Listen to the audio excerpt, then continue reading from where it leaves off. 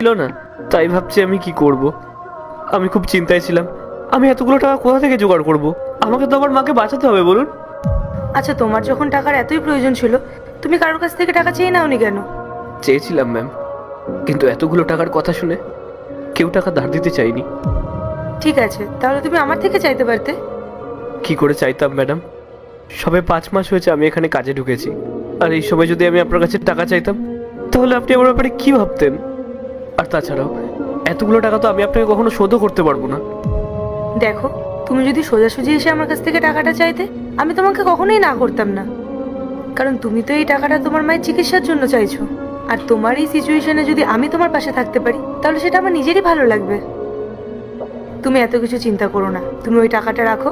আর তোমার মায়ের চিকিৎসার জন্য যদি পরে আরো টাকা লাগে, তুমি আমায় নির্দ্বিধায় বলতে পারো, আমি তোমার হেল্প করব।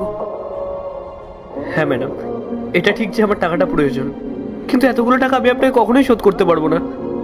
আপনি এই টাকাটা রেখে দিন।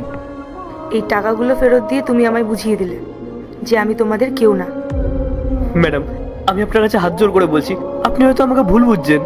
আমি এই টাকাটা কখনোই আপনাকে শোধ করতে পারবো না। দেখো, এই টাকাগুলো যদি তুমি না নাও, তাহলে তুমি তো তোমার মায়ের চিকিৎসা করাতে পারবে না। আমি আর কিছু বলবো না তোমায়। তুমি যদি এই টাকাগুলো নাই নিতে চাও, ঠিক আছে, আমি নিয়ে নিচ্ছি তাহলে। ম্যাডাম, আমি আপনাকে ছোট করতে চাই না, আমি এই টাকাটা নিচ্ছি। তবে আমি আপনাকে কথা দিচ্ছি, আমি অল্প অল্প করে আপনাকে সব টাকা শোধ করে দেবো। আচ্ছা ঠিক আছে, তুমি এই টাকাগুলো নিয়ে তাড়াতাড়ি হসপিটালে যাও। আর শোনো, অপারেশনটা হয়ে গেলে আমাকে কিন্তু অবশ্যই জানিয়ে দিও। ঠিক আছে ম্যাডাম, আমি আপনাকে অবশ্যই জানাবো।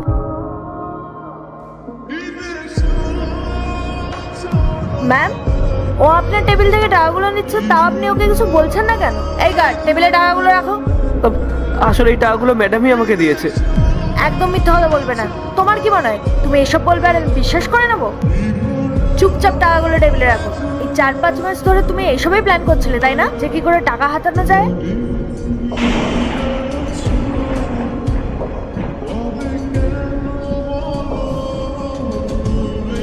টাকাগুলো নাও।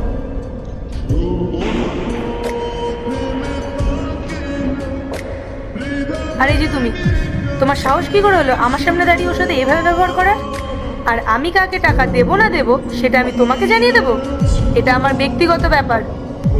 আজকের পর থেকে আমার পারমিশন না নিয়ে আমার কেবিনে আসবে না তুমি। বুঝতে পেরেছো? বেরিয়ে যাও এবার।